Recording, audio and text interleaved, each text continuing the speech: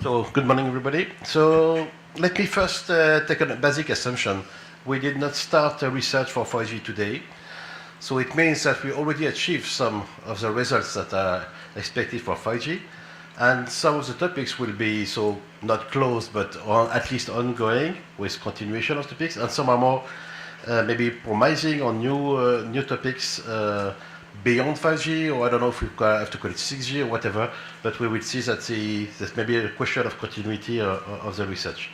So first of all, I would like to describe top-down the main mega trends in terms of perspectives and trends in research. So the first one is software-defined. We already started software-defined stuff for sure. But now that we have this framework with SDN, huge capability, flexibility, NFV, and so on, we have to do something which is smart with that. This is not only we have the tools, and now we have to make it smart in order to use it and to optimize. I will come into details more later on. We're using this new framework, which is specific to 5G. Then the big trend, artificial intelligence. So we'll discuss that a bit also. Artificial intelligence doesn't mean only learning, machine learning, or deep learning, or whatever. It's also what you do with this type of information.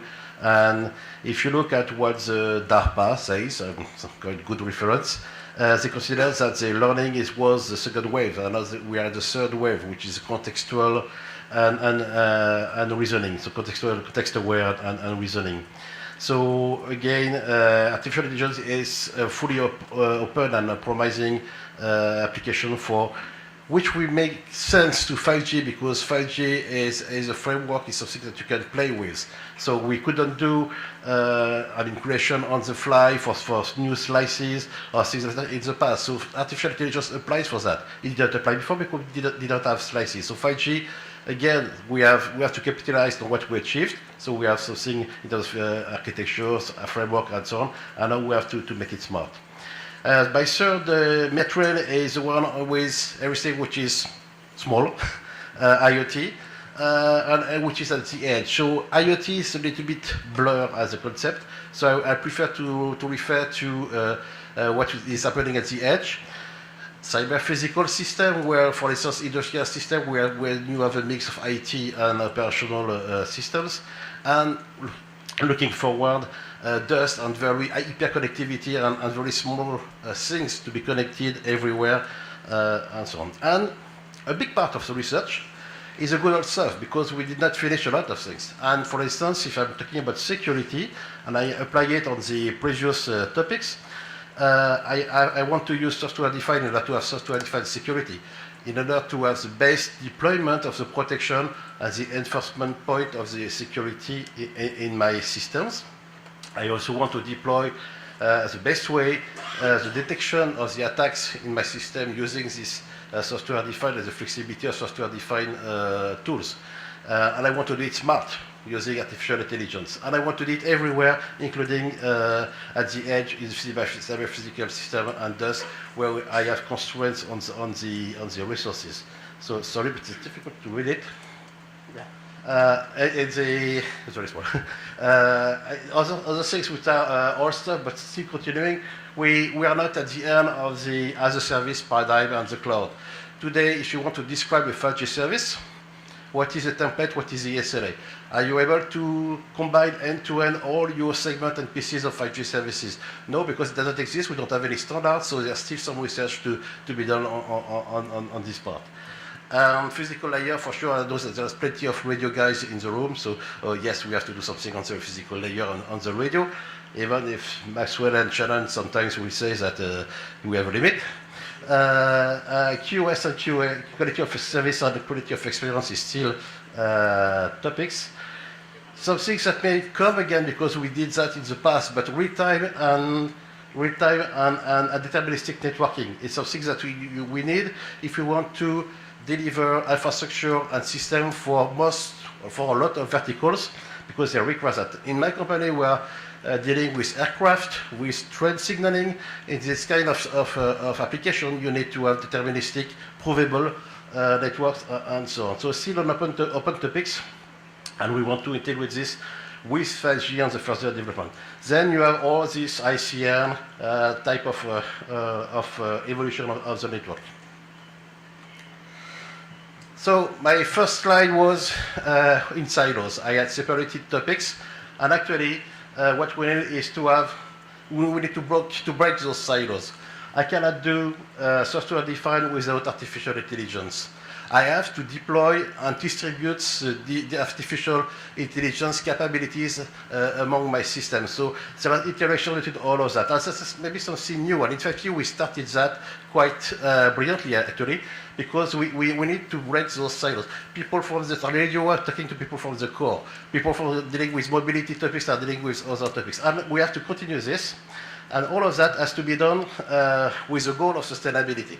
I guess also this topic will come again very strongly because if you look at the consumption and what is needed and actually the cost, this is not only just for because I'm green or I want to save the planet, but it's also a very concrete impact on the cost. We need to talk about the sustainability.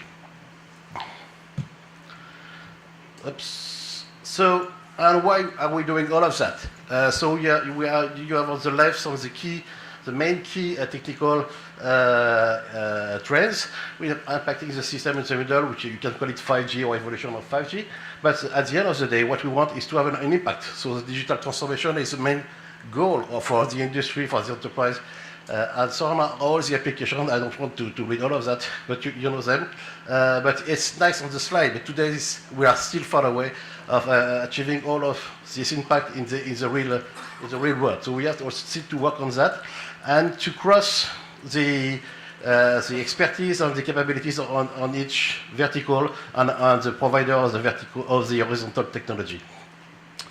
Last slide, a little bit more detail about the topic. So first of all, I discussed about software defined. So software defined apply for maybe all the functions, not only networking functions, but what we call in the military domain, C4I has been command control, computing, and communication, but also security. I mentioned it before. If you are not deploying the security the same way you are deploying your network, you don't have security. Dealing with security with perimetric and static approach like we did in the past do not apply anymore to this type of networks and to this type of evolution of the systems. So you have to have smart the pending software-defined security for all the other functions.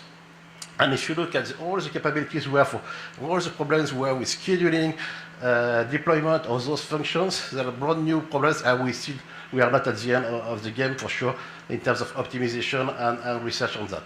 Then you have all the topics related to artificial intelligence application on our domain. And as I said before, we are not just doing learning. We are not just doing machine learning, reinforcement learning, deep learning.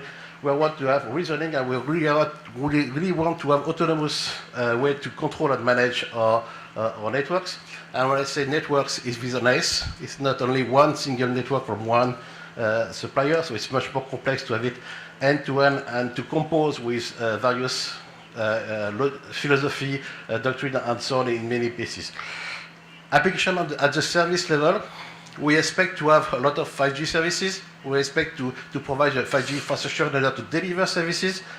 Okay, if you want to compose computation, storage, network, security, and so on, even today, you cannot do that because there is no standard and no place where you can have this marketplace in order to compose all those microservices together, except if you have a pattern delivered by one provider. And the trend is not to have one provider, but to allow small providers to have very small services to contribute to the big picture. Physical resource optimization, there was some presentation about the fingerprinting and so on, everything you can do on the radio side with artificial intelligence. And then a big bunch of topics with more distributed system. Hyper distributed system, highly distributed system. In the past, they call it also dispersed computing. So where we have a lot of topics that were not so high in the 5G, because here we clearly don't have infrastructure. We have to have fully distributed system with constraints on the resource, the CPUs, the bandwidth, and so on. So for instance, if we are talking about artificial intelligence, how I distribute my artificial intelligence in such system in order to make it autonomous. you can do also the deterministic networking, this type of systems, and so on. And how I can have slicing end-to-end with this type of system or devices at the end of the system.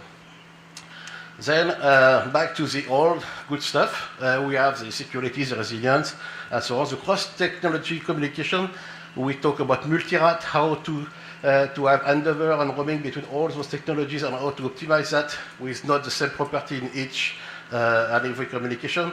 Just talking security, the security you have in 5G, in 4G is not the same as 3G. So if you have to have handover between both, you are changing the game in terms of security. So you have to take this into account. So how you handle this cross-technology communication? And okay, introduction of blockchain, distributed ledger, also technology may also have a strong impact, sustainability, and talk about that. And last but not least, maybe new problems that we don't expect today. Things coming with quantum technology, with some breakthroughs that will change totally the game. We are just dealing with digital two states. With the quantum technology, we may have a lot of breakthrough and changing all the way we address also the networking and not only the computation. So, I finish here.